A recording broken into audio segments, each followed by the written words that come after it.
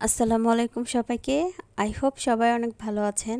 আজকের ভিডিওতে আমি আপনাদের সাথে হাফ গজ কাপড় দিয়ে কিভাবে একটা সুন্দর কুশন কভার বানানো যায় সেটা হাতে সেলাই করে আজকে A to Z আপনাদের সাথে টিউটোরিয়ালটা শেয়ার করব। আই হোপ আজকের ভিডিওটি আপনাদের সবার ভালো লাগবে। আর এই ভিডিওটা দেওয়ার কারণ হচ্ছে অনেকেই আমাকে কমেন্ট করেছিলেন যে হাফ গজ কাপড় দিয়ে কখনোই কুশন কভার হয় না। আমি তাদের জন্য মূলত এই ভিডিওটা বানাচ্ছি। তারা প্লিজ আমার চ্যানেলে থেকে থাকলে অবশ্যই ভিডিওটা ভালো করে দেখে নেবেন। আমি আপনাদের কমেন্টের আসলে ওইভাবে রিপ্লাই দেওয়ার সময় পাইনি। তো যাই হোক, এই যে এখানে দেখেন এই কাপড়টা কিন্তু হাফ গজও না, হাফ গজের চেয়েও 2 ইঞ্চি কম, মানে তার চেয়েও কম হবে। এখানে টোটাল 16 ইঞ্চি, একটু কম দেখাচ্ছে। তো যাই হোক, এটা দিয়ে আমি 14 বাই 14 ইঞ্চি একটা কুশন কভার বানাবো। তো আমি এখানে কাপড় মানে যে দিক দিয়ে গজ মাপে আর কি, সেই দিক দিয়ে আপনাদেরকে হিসাব করে দেখাচ্ছি। এটা হচ্ছে 16 ইঞ্চি, 16 ইঞ্চি মানে হাফ গজেরও 2 ইঞ্চি কম। আর হচ্ছে এটাকে প্রথমে আমি এভাবে ফোল্ড করে নিচ্ছি সামনের দিকটা। আর এটার লেন্থ হচ্ছে 32 ছিল, মানে এটা ফোল্ড করলে আপনার 16ই আসবে। তো যাই হোক, দুই পাশে সেলাই পড়লে আবার কিছুটা এখানে চলে যাবে। তো সেক্ষেত্রে 14 বাই 14 এটা করা সম্ভব।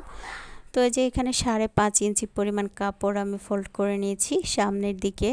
তারপরে হচ্ছে কাপড়টাকে ওই পাশ থেকে ফোল্ড করে আবার এর উপরে দিয়ে নিচ্ছি। আপনারা আমার এই ভাঁজ করা কাপড়টার দিকে ভালো করে খেয়াল করলে বুঝতে পারবেন চেন ছাড়াও কিভাবে হাতে সহজেই একটা কুশন কভার বানাবেন, সেটা এই ভিডিও দেখলেই ক্লিয়ার হয়ে যাবেন। তো যাই হোক, এই যে আপনাদেরকে আরেকবার দেখাচ্ছি এখানে আমার এটা কত আসবে। আমি এটা মেপে নিচ্ছি। এটা এদিক দিয়ে 14 ইঞ্চি টিকবে টোটাল। আর হচ্ছে ওই পাশ থেকে একটু বেশি, মানে প্রায় 16 ইঞ্চি আসছে, 16 ইঞ্চি। তো যেহেতু আমি দুই পাশে সেলাই করব, সেহেতু আমি ধরে নিলাম যে এখানে 1 থেকে 1.5 ইঞ্চি চলে যাবে। তো ওই 14.5 বাই 14 ইঞ্চি হবে টোটাল। তো যাই হোক, এখন আমি যেটা করব, যেই কাপড়টা প্রথমে ভাঁজ করে নিয়েছিলাম 5.5 ইঞ্চি, সেটাকে জাস্ট উপরে তুলে দিলাম। কারণ এটা যদি নিচে রেখে সেলাই করি, সেক্ষেত্রে কিন্তু যখন আমি এটা উল্টাবো, মানে বালিশ ঢুকানোর জন্য, তখন কিন্তু হচ্ছে এটা উল্টা দিকে থাকবে। তো এই জন্য আমি এটা উপরের দিকে নিলাম, যাতে করে উল্টানোর পরে ওটা ভিতরের দিকে থাকে। তখন হচ্ছে আপনার কুশন কভারটা ঠিকভাবে সেট করতে পারবেন চেন ছাড়া। তো চেনের বিকল্প হিসাবে মূলত এই কাপড়টা আমি ফোল্ড করে নিয়েছি। তো এখন আমি যেটা করছি সেটা হচ্ছে এখানে চিকন যে সুতা, যেটা দিয়ে আমরা মেশিনে সেলাই করি বিভিন্ন 3 পিস কিংবা অন্যান্য কিছু, যাই হোক, সেই সুতাটা এখানে ইউজ করেছি। তো এইটা আমি 2 তার নিয়েছি এবং এখানে কাঁথা স্টিচ করে এই পাশটা সেলাই করে নিচ্ছি। তো এই কুশন কভারের কিন্তু জাস্ট 2টা সাইড সেলাই করলে হয়ে যাবে। তো দেখেন, আপনাদের সুবিধার জন্য আমি খুব স্লোলি আপনাদের সাথে শেয়ার করছি কিভাবে কাঁথা স্টিচটা করবেন। জাস্ট এটা ইজি, যারা একেবারে বিগিনার তারাও কিন্তু এই কাজটা করতে পারবে খুব সহজেই। তো আমি এই যে এভাবে সুইটাকে সামনের দিকে তুলে নিচ্ছি এবং একইভাবে পুরো কাজটা করব। আর যদি কারো কোনো সন্দেহ থাকে যে সেলাইটা ছুটে যাবে কিনা, সেক্ষেত্রে আমি বলবো এটা ওভারলক করে নিতে। আর এটাও হাতেই করা সম্ভব। ওভারলকের জন্য ওভারলক মেশিনের দরকার হবে না। তো যাই হোক, এই যে আমি কাঁথা স্টিচ করে করে আগে সেলাই করে নেই, তারপর আপনাদেরকে দেখাচ্ছি কিভাবে এটাকে ওভারলক করবেন।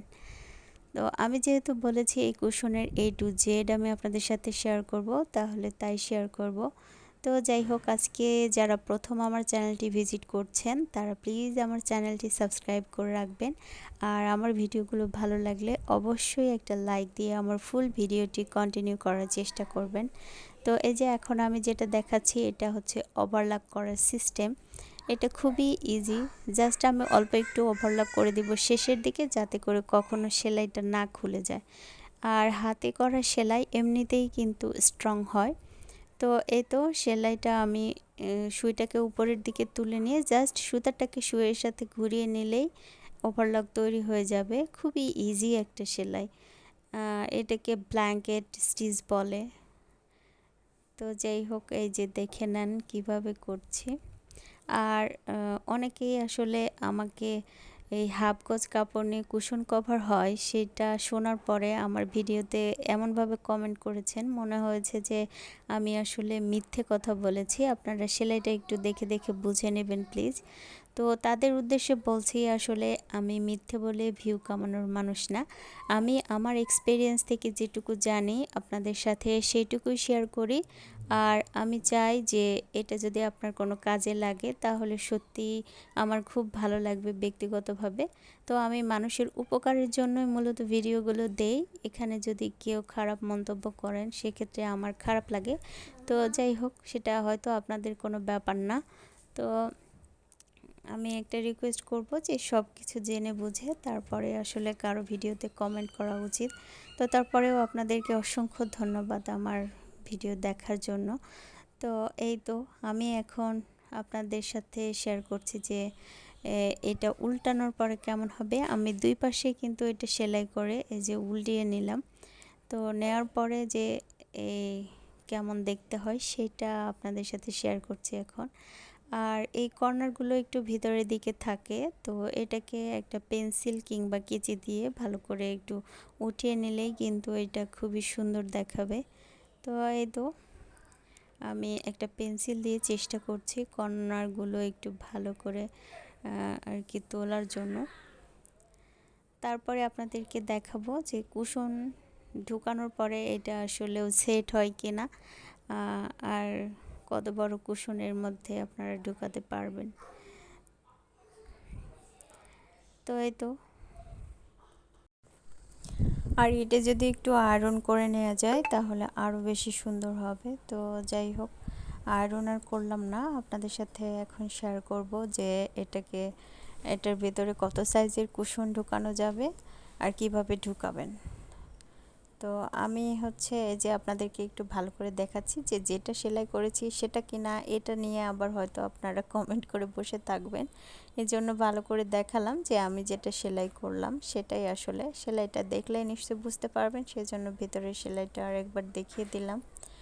তো এখন আমি এটাতে একটা 16x16 ইঞ্চি কুশন ঢুকাবো। আসলে কুশনগুলো খুব সফট হয়, এই জন্য এর মধ্যে ইজিলি ঢুকে যাবে, যদিও একটু ফিটিং হবে। তো এই যে আমার 16x16 এই কুশনটা সাইজ। তো এখন আমি এটা কাভার সহ এখানে ঢুকিয়ে দেখাচ্ছি আপনাদেরকে যে এটা একটু ফিটিং হবে জাস্ট, কিন্তু হচ্ছে হয়ে যাবে এর মধ্যে, কারণ এর তুলাগুলো খুব সফট এবং এটা খুব ইজিলি 14x14 16x16 কুশনে ফিট হয়ে যায়। তো আমি হচ্ছে এটা 14x14.5 বলা যায় এর মধ্যে ঢুকাচ্ছি। তো এই তো আমার কুশনটা ঢুকানো শেষ। তো যাই হোক, এই ছিল মূলত আমার আজকের ভিডিও। অনেক কথা হয়তো আপনাদেরকে বলে ফেললাম, কেউ মনে কষ্ট নেবেন না প্লিজ। আর সবাইকে অসংখ্য ধন্যবাদ আমার ভিডিওটি দেখার জন্য। আবার দেখা হবে নেক্সট ভিডিওতে, ততদিন আমার সাথেই থাকবেন, আমার চ্যানেলের সাথেই থাকবেন। আল্লাহ হাফিজ।